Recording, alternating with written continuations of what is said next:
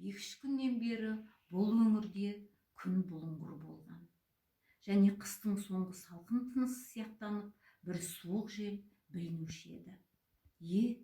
Сәуір жаңа туды ғой, сәуірдің басы бұлтты суық болатын әдеті ғой деп, Қарабас құстың күні қар болатынын айтты. Неге? Сәуір қыстың айы емес, жаздың айы емес пе? Жылда бүйтеді деймісің? Жылда сөйтеді.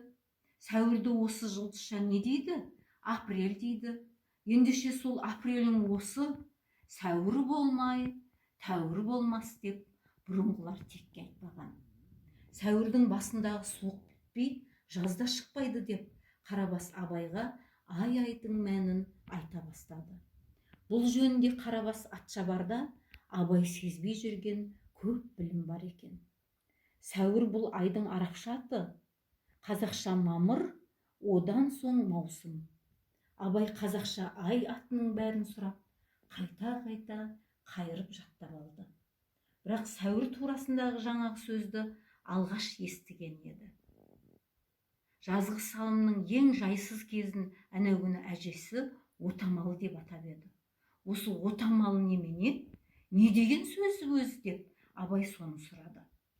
Отамалы көкек айының 11-інде кіріп, 17-сінде шығады. Желсіз, борансыз өтпейді. Қыстың ең соңғы зәрі сонда. Отамалы деп атағаны бір байдың отамалы деген қойшысы болған екен. Сол бақыр күн қайрады екен-ау, көкектің суығы басталған уақытта әлгі қойшы, қойды жайылысқа шығармайық, боран болады. Қойдың қыстан титықтап шыққан кезі малыңнан айырыласың десе, бай бір діні қатты кәпір екен. Сен тоғышарлық болып алдап тұрсың деп, отамалыны сабап-сабап қойды жайылысқа шығартады. Сол күні Құдай көрсетпесін бір қатты боран басталып, тақ 3 күн, 3 түн бар қой ығып кетіп, қырылып қалыпты. Қойдан қалмаймын деп, отамалы да үсіп өліпті. Көкектің суығы отамалы атанатыны содан дейді. Әжең бақыр соны біледі ғой, деді Қарабас. Осыдан соң айдың тоғамы деген не, өліаранның мәні не, қыркүйек неден қойылған, Абай осыларды да сұрап, көп қызық әңгімелер естті. Аздан соң есепшілер жайын есепшінің тәжірибесінде сұрастырып, күн қайырып, есеп айтуға өзің қалайсың?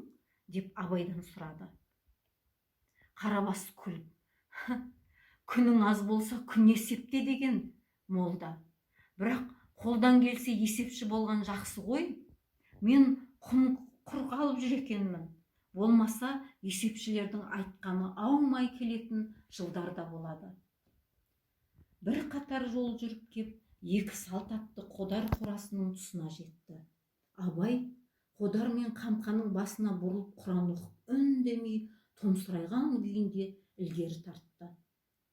Анада көрген қатал суық суреттер көз алдына дәл бүгін таңертең көргендей боп елестеді.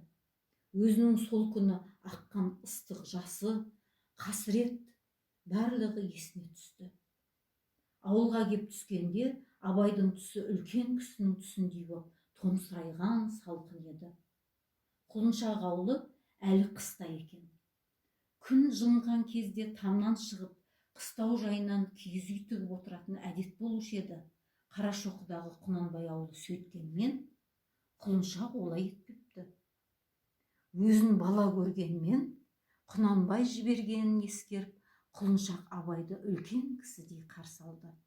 Қонақтар отырып, амандасып болған соң, «Уа, қазан көтер мына қонаққа» деп бұйрық етті. Құлыншақтың 5 қасқа деп атаған 5 мықты ұлы болатын. Олардан қазір Манас қана отыр. Бұл қасқа десе дегендей, еңгезердей екен. Жалпақ маңдайлы, нұр жүзді, балуан тұлғалы жас жігіт Құлыншақтың немересі еді. Үндемей отырып, домбыраны тыңқылдатып тарта қойып, қонақтарға салқын қарап қойды. Үйде әзір тұрған шай бар екен. Манастың келіншегі дастархан жайып шай жасай бастады. Жүзі жұқалау келген, самай шашы жып-жылтыр, қырлы мұрын, қара торы келіншек аса бір тап-таза ширақ көрінді. Бар қозғалысында әдемі сыйластықпен қатар ширақтық бар. Отырған үйіне жылылық, жарастық бергендей келісті әйел. Соның кірген шыққан қимылына қарап абай «Құлыншақ аға» деп сөз бастады. Құлыншақ абайға қарай түсіп, үлкен сары шақшасын тырнағымен сыртылдата қағып отырып, бір кезде қара бұйра насыбайының екі танауына құшырлана тарта